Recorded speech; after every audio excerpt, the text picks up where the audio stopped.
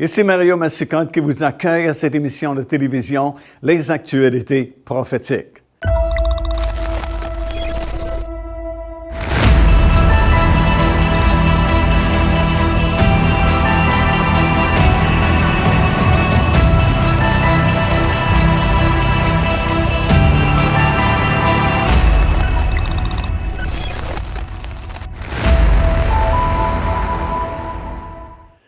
Bien, nous sommes toujours dans cette série qui a pour titre « Compte à rebours final vers le contrôle mondial ».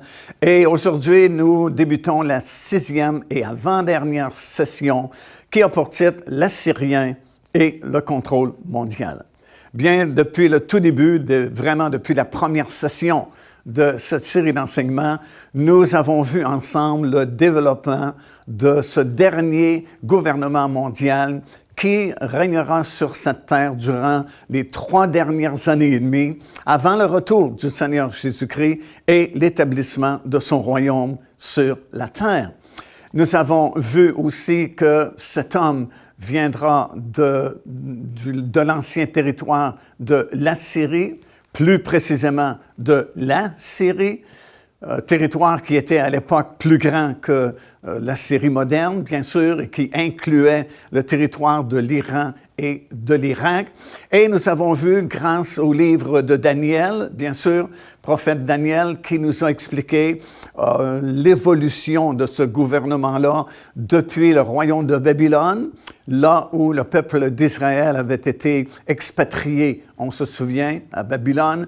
Et on a vu depuis le développement de ce premier royaume, celui qui lui a succédé, le royaume des Perses et des Mèdes, puis le 3e royaume depuis Babylone, qui était le royaume de la Grèce, et finalement l'Empire romain, le royaume de Rome, qui s'est divisé en 2 parties, le côté Est et le côté Ouest. Et dans les derniers jours, comme nous avons appris, la parole de Dieu annonçait qu'il y aurait une formation de 10 nations qui feraient une coalition ensemble, et de ces 10 nations émergerait cette petite corne qui était finalement l'Antéchrist. Alors, nous avons vu toutes ces choses et nous sommes rendus vers la fin de cette série d'études et il y a encore beaucoup de choses à apprendre, beaucoup de choses qui nous sont révélées dans la parole du Seigneur et que nous voulons bien sûr examiner ensemble. Alors, ce dernier gouvernement humain sera dirigé bien sûr par cet homme que la Bible appelle l'Antéchrist. Il y aura une seule religion mondiale qui sera dirigée par le faux prophète et une seule économie mondiale également qui sera contrôlée par l'Antéchrist et par le faux prophète. Ensemble, ils vont contrôler tous les achats et les ventes de tous les individus sur la planète. L'argent liquide aura disparu, elle ne sera plus utilisée et toutes les transactions commerciales seront faites de façon électronique et avec un code d'identification qui sera relié à ce gouvernement mondial. Ainsi, ce gouvernement pourra contrôler les allées et venues et toutes les transactions de chaque individu sur cette planète. Voici ce que la Bible a prédit, c'est dans le livre de l'Apocalypse, bien sûr, dans le 13e chapitre, et des versets 15 jusqu'au verset 18, nous lisons ces versets. Et il lui fut donné d'animer l'image de la bête, afin que l'image de la bête parlât, et qu'elle fit que tous ceux qui n'adoreraient pas l'image de la bête fussent tués. Et elle fit que tous, petits et grands, riches et pauvres, reçoivent une marque sur leur main droite ou sur leur front, et que personne ne put ni acheter ni vendre sans avoir la marque, le nom de la bête et le nombre de son nom. C'est ici la sagesse, que celui qui a de l'intelligence calcule le nombre de la bête, car c'est un nombre d'hommes et son nombre est 666. Alors, c'est ce que la Bible prédit. Dans les derniers jours, il y aura un dernier gouvernement humain qui aura la capacité de contrôler les allées et venues de chaque personne sur la planète, qui aura la capacité également de contrôler toutes les transactions commerciales, tous les achats, toutes les ventes qui seront faites à cette époque-là. C'est ce que la Bible prédit. Et quand nous allons le voir au cours de cette session aujourd'hui, Autrefois, bien sûr, c'était impossible d'imaginer ou de penser qu'un seul gouvernement aurait la capacité de contrôler les allées et venues de chaque personne sur cette terre, mais comme nous allons le constater au cours de cet enseignement, c'est vraiment possible aujourd'hui parce que nous avons la technologie pour le faire. On parle vraiment ici d'un contrôle mondial. Évidemment, le siège social, si vous voulez, de ce gouvernement sera bien sûr au Moyen-Orient. En fait, au tout début, ce sera dans la région de Babylone, mais 3 ans et demi plus tard, alors que cet homme deviendra le gouvernement mondial, son siège social sera à Jérusalem, parce qu'il prendra contrôle d'Israël, prendra le contrôle de la ville de Jérusalem et même le contrôle de l'esplanade du temple. Et lui-même, comme nous allons l'apprendre un peu plus tard, profanera ce futur temple qui bientôt sera reconstruit sur l'esplanade du temple à Jérusalem et se proclamera lui-même Dieu. Alors, on parle vraiment aussi d'un contrôle mondial, bien que le centre de son gouvernement sera situé au Moyen-Orient.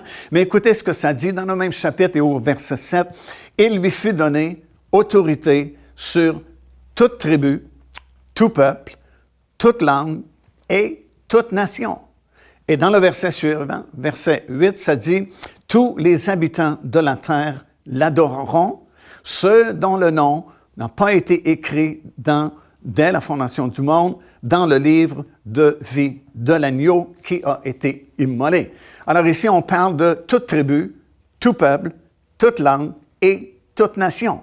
Alors non seulement il contrôlera la région du Moyen-Orient, mais son gouvernement s'étendra jusqu'aux limites vraiment de la terre, puisque c'est bien spécifié ici dans ce verset-là qu'il aura la capacité, aura l'autorité sur toute langue, toute nation, tout peuple, et on ajoute ici même que tous ceux dont le nom n'est pas été écrit dans le livre de vie de l'agneau adoreront ce gouvernement-là, cet homme-là que la Bible appelle l'Antéchrist. Il y a quelques années à peine, c'était impossible d'imaginer qu'un seul gouvernement pourrait contrôler les allées et venues de chaque personne sur cette planète et contrôler également toutes les transactions commerciales qui se feront. Mais aujourd'hui, nous savons que c'est possible parce que, bien sûr, notre monde a vraiment changé. À l'époque, les gens croyaient ces versets-là de la parole du Seigneur qui prédisait qu'un jour, un seul gouvernement mondial serait capable de faire de telles choses. Et nous les croyons, ces versets-là, autrefois, par la foi, parce que c'était la parole de Dieu. Mais aujourd'hui, nous pouvons également le comprendre par notre intelligence, parce que c'est possible aujourd'hui, étant donné que le monde a tellement changé récemment. De nos jours, on parle de robotique, de transhumanisme, de manipulation génétique. On parle de reconnaissance faciale, d'intelligence artificielle, de surveillance électronique et le reste. Alors, ça veut dire que le monde a tellement changé que nous avons la capacité aujourd'hui, nous avons la technologie nécessaire pour qu'un seul gouvernement puisse contrôler le monde entier. Mais avant que ce gouvernement ne puisse émerger et ne puisse être capable de contrôler les allées et venues de chaque individu sur cette planète, autrement dit, avant que cet antéchrist puisse émerger, faire son apparition, il y a 2 choses qui devaient se produire. La première chose, c'est qu'il devait y avoir une explosion de la connaissance afin d'être capable de créer une technologie de pointe permettant qu'un seul gouvernement mondial puisse contrôler justement les allées et venues de chaque être humain partout dans le monde. Et la deuxième chose qui devait se produire, c'est que la société elle-même devait être modifiée afin d'être prête pour accepter cet homme qui sera dépourvu de toute moralité, cet homme qui sera sans loi et sans scrupules et qui sera en guerre contre toutes les vertus chrétiennes. Alors, ces 2 choses devaient se produire avant que cet homme puisse faire son apparition et se saisir du contrôle mondial.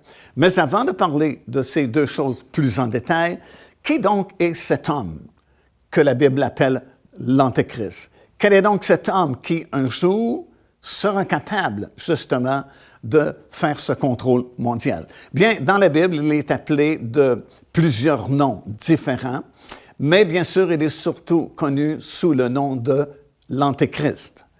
Il est appelé également l'Assyrien, car, comme nous l'avons déjà vu, il émergera de cet ancien territoire de l'Assyrie, qui faisait partie de l'ancien Empire romain. Et nous comprenons que c'est du côté est de cet Empire romain que cet homme fera son apparition. Il ne viendra donc pas de l'Europe, mais il viendra d'au-delà de la Méditerranée, puisque c'est clair, comme nous l'avons enseigné précédemment dans les sessions précédentes de cette série d'études, comment il émergera de cette région-là. On a appris comment l'Empire romain avait été divisé en deux parties, côté ouest et côté est, et c'est du côté est que cet homme fera son apparition, et c'est pourquoi il est appelé, entre autres, dans la Bible, l'Assyrien. Qui donc est cet homme prophétisé dans la parole de Dieu? Bien, selon certaines personnes, lorsque nous parlons de l'Antéchrist, on fait référence uniquement à un système qui sera établi un jour. Pour d'autres personnes, lorsque nous parlons de l'Antéchrist, on fait plutôt référence à un personnage du passé comme Néron ou Hitler, et ainsi de suite. Mais il est clair dans la parole du Seigneur qu'il s'agit bel et bien d'un homme, d'une personne qui fera surface sur cette terre dans les derniers jours et qui établira un dernier gouvernement humain et pourra contrôler le domaine de la politique, le domaine religieux et le domaine économique. Bien sûr, c'est l'apôtre Jean qui a utilisé ce mot-là, ce nom-là, Antéchrist, dans ses épîtres du Nouveau Testament. Et il a utilisé ce nom bien avant qu'il ait cette grande révélation sur l'île de Patmos, la révélation du livre de l'Apocalypse, le dernier livre que nous avons dans notre Bible. Et bien avant cette révélation-là qu'il a eue sur l'île de Patmos, il a déjà utilisé ce terme-là. Il a utilisé le mot Antéchrist dans ses épîtres que nous allons voir dans quelques instants. Et c'est un des nombreux noms que nous retrouvons dans la parole du Seigneur pour désigner cet homme-là qui fera son apparition dans les derniers jours et aura la capacité d'établir un seul gouvernement mondial sur cette planète et utilisera une grande autorité qui ne sera pas sa propre autorité, comme nous le verrons un peu plus tard dans cette série d'études, mais cette autorité lui sera donnée. Elle viendra de Satan lui-même, comme nous allons le lire dans quelques versets de la parole du Seigneur. Mais néanmoins, nous savons que nous sommes très proches de ces événements-là et nous sommes très proches de l'émergence, justement, de cet homme-là, puisque la plupart des signes qui nous avaient été donnés pour nous prévenir de la proximité du retour du Seigneur Jésus-Christ et de l'établissement de ce dernier gouvernement humain sur cette terre sont déjà derrière nous. Dans plusieurs enseignements précédents que nous vous avons donnés, nous avons listé plusieurs signes qui nous avaient été donnés dans la parole du Seigneur concernant les trois grands groupes de personnes qui existent sur la planète, c'est-à-dire Israël, les nations du monde et l'Église du Seigneur Jésus-Christ. Et comme nous l'avons constaté et nous le constatons encore de nos jours, la majorité de ces signes sont déjà accomplis, sont déjà derrière nous. Et c'est pourquoi nous savons que l'émergence, l'apparition de cet homme qui formera ce dernier gouvernement humain, il est très proche de nous maintenant. Alors voici quelques versets dans les épîtres de Jean, justement, qui parlent de cet homme, cet Antéchrist, qui bientôt fera son émergence. Tout d'abord, dans la première épître de Jean, dans le 2e chapitre au verset 18, nous lisons ceci. « Petits enfants, c'est la dernière heure. Et comme vous avez appris qu'un Antéchrist vient. » Alors, c'est clair ici, un Antéchrist doit venir. Il y a maintenant, dit-il, plusieurs Antéchrists, par là, nous connaissons que c'est la dernière heure. 1 Jean également, dans le 2e chapitre et au verset 22, « Qui est menteur sinon celui qui nie que Jésus est le Christ? Celui-là est l'Antéchrist qui nie le Père et le Fils. » Également, dans la 2e épître de Jean, dans le 1er chapitre et au verset 7, « Car plusieurs séducteurs sont entrés dans le monde, qui ne confessent point que Jésus-Christ est venu en chair.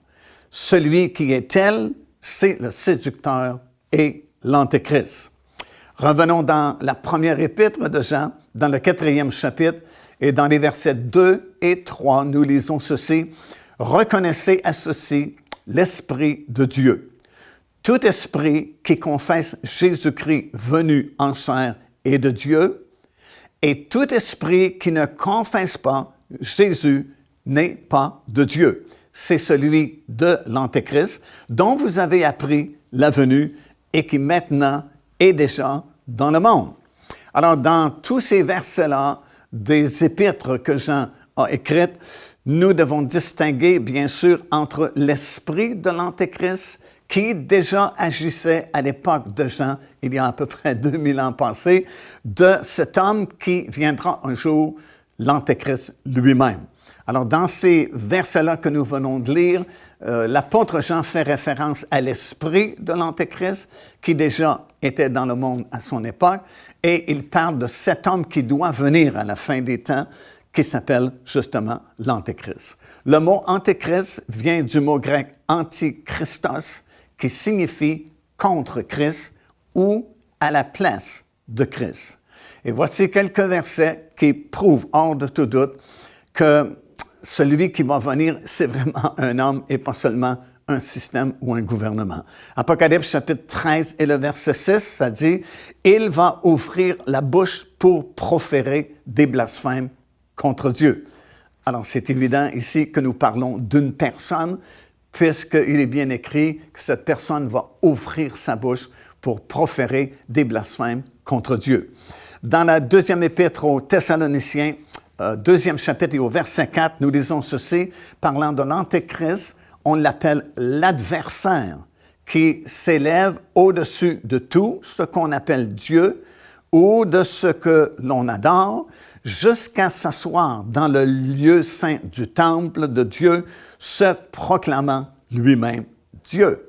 Alors, ça prend une personne, ça prend un homme pour faire une telle chose.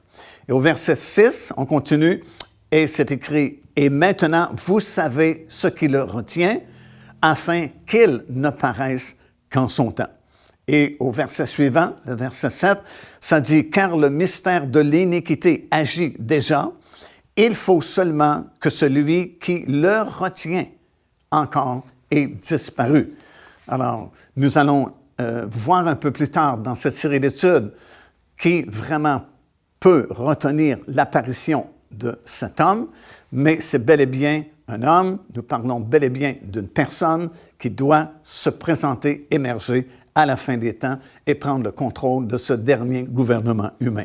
Dans Daniel, le chapitre 9 et au verset 26, nous lisons ceci, « Le peuple d'un chef qui viendra. » Alors, on parle encore une fois d'une personne, on parle d'un chef qui va se pointer dans les derniers jours et prendre autorité sur les habitants de cette terre. Voici plusieurs autres noms qui sont mentionnés dans la Bible concernant cet homme, concernant l'Antéchrist. Bien sûr, il est appelé l'Assyrien, comme nous avons déjà mentionné. Dans Michée, par exemple, le 5e chapitre et au 4e verset, il est écrit ceci, « Il nous délivrera aussi de l'Assyrien, lorsqu'il viendra dans notre pays et qu'il pénétrera dans notre territoire. » Ésaïe, le chapitre 30 et le verset 31, « À la voix de l'Éternel, l'Assyrien tremblera. » Et aussi, un peu plus loin dans le chapitre 10 et au verset 12, « Quand le Seigneur aura accompli toute son œuvre sur la montagne de Sion et à Jérusalem, je punirai, dit le Seigneur, le roi d'Assyrie, pour le fruit de son cœur orgueilleux et pour l'arrogance de ses regards hautains. » Alors, comme mentionné précédemment, il est appelé l'Assyrien, encore une fois, parce qu'il émergera de cet ancien territoire de l'Assyrie, le côté est, justement, de l'ancien empire romain. Et c'est pourquoi la Bible l'appelle, entre autres, l'Assyrien, comme il est appelé l'Antéchrist. Et bien sûr, comme nous allons le voir, il est appelé de plusieurs autres noms, et tous ces noms-là désignent la même personne, désignent cet homme qui va se pointer dans les derniers jours et prendra ce gouvernement mondial en autorité. Alors, comme nous l'avons vu déjà, la Bible se réfère à lui en l'appelant l'Antéchrist, en l'appelant l'Assyrien, mais finalement, il y a plusieurs autres noms qui sont mentionnés dans la parole du Seigneur pour désigner cet homme. Il est appelé, entre autres, bien sûr, la bête, dans Apocalypse, le 13e chapitre et le 1er verset, alors que Jean, lorsqu'il reçoit cette grande révélation qui est devenue le livre de l'Apocalypse que nous avons dans nos Bibles, a cette vision, il va voir cette bête qui va sortir de la mer avec ses 10 cornes qui représentaient bien sûr les 10 nations qui vont se mettre en coalition dans ces derniers jours. Le mot « bête », évidemment, il y a différents mots grecs pour le mot « bête » que nous avons en français. Le mot qui est utilisé ici, c'est « therion », qui signifie une bête sauvage. Alors, c'est vraiment une bête féroce qui est identifiée comme une image de cet Antéchrist qui va se pointer dans les derniers jours. Dans 2 Thessaloniciens, 2e chapitre, il est appelé le fils de la perdition. Également, dans le même passage, il est appelé l'homme du péché, parce que lorsque nous serons rendus là dans quelques sessions à venir, nous allons parler de cet homme qui est l'incarnation même du péché. Et c'est pourquoi le mot péché est au singulier. Il est appelé l'homme du péché, parce qu'il incarne vraiment tout le mal, tout ce qui est de mauvais, si vous voulez. Bien sûr, il est appelé, ou on se réfère à lui comme étant la petite corne dans Daniel chapitre 7, versets 7 et 8. Et nous avons étudié ensemble dans nos sessions précédentes comment cette petite corne sortait des 10 cornes du 4e animal qui, lui, représentait l'Empire romain. Et cette petite corne, bien sûr, identifiait l'Antéchrist, ou cet homme qui va émerger dans les derniers jours. Dans 2 Thessaloniciens aussi, dans le 2e chapitre et le verset 4, il est appelé l'adversaire, parce qu'il sera vraiment l'adversaire de Dieu, l'adversaire du Seigneur Jésus-Christ lorsqu'il se pointera. Dans Jean chapitre 5, verset 43, Jésus lui-même fait référence à cet homme en disant « Un autre viendra en son propre nom et vous l'accepterez ». Évidemment, il faisait référence au peuple juif qui n'a pas reconnu son Messie, n'a pas reconnu le Seigneur Jésus-Christ lorsqu'il s'est présenté à lui. Mais un autre, dit-il, viendra en son propre nom, parce que Jésus est venu au nom de son Père, mais cette autre personne qui désigne l'Antéchrist viendra en son propre nom et, dit-il, vous allez l'accepter. Dans Daniel chapitre 9 et le verset 27, il est appelé le dévastateur, parce que c'est vraiment ce qu'il fera. Ce sera vraiment un désastre qui se produira à ce moment-là. Daniel chapitre 11 et le verset 36, il est appelé un roi. Dans Zacharie, 11e chapitre, verset 17, curieuse appellation, il est appelé le pasteur de néant. Dans 2 Thessaloniciens, chapitre 2 et le verset 8, il est appelé l'impie. Et dans Daniel, chapitre 9 et au verset 26, il est appelé un chef qui viendra. Et ça, c'est vraiment intéressant parce que la situation va surtout se dérouler, bien sûr, au Moyen-Orient, surtout en Israël, parce que ça va être l'épicentre de ce gouvernement mondial de la fin. Et il y a plusieurs années, lorsque nous organisions nos voyages en groupe vers Israël, à cette époque-là, nous partions de Montréal au Canada directement sur Amman, en Jordanie. Et nous avions bien sûr un guide jordanien pour les quelques jours que nous passions en Jordanie, pour visiter bien sûr Pétra, qui est l'attraction très intéressante pour nous, chrétiens. et d'autres endroits aussi vraiment très intéressants en Jordanie. Et j'avais l'occasion de parler avec ce guide et lui poser plusieurs questions dans le bus pour le bénéfice des voyageurs qui voyageaient avec nous. Et je lui avais posé cette question et sa réponse m'avait vraiment étonné parce que je lui avais dit « Comment se fait-il que ce n'est pas possible d'avoir la paix, par exemple, entre vous et puis Israël?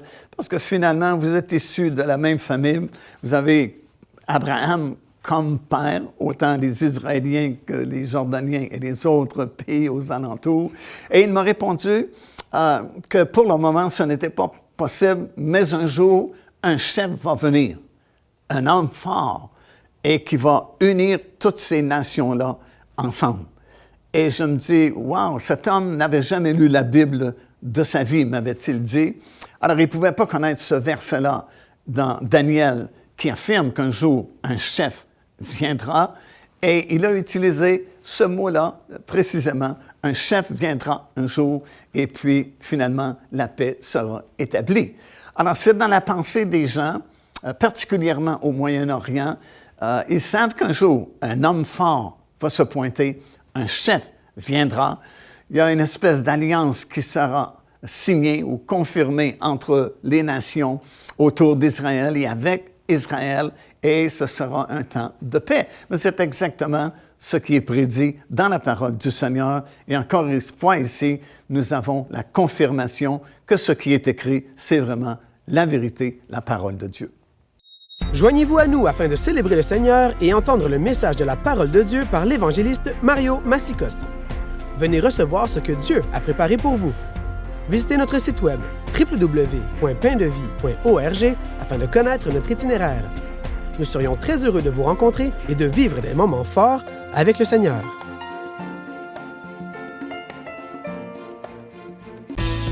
Procurez-vous cet enseignement disponible dès maintenant sur notre site web au www.paindevie.org. En visitant notre boutique web, vous pourrez commander ou même télécharger les enseignements. Vous trouverez aussi plusieurs autres produits contenant des centaines de sujets pour votre édification. Car Dieu a tant aimé le monde qu'il a donné son Fils unique, afin que quiconque croit en lui ne périsse point, mais qu'il ait la vie éternelle. Téléchargez gratuitement l'enseignement « Le salut, c'est quoi ?» en visitant notre site web www.paindevie.org et recevez la grâce merveilleuse que Dieu vous offre.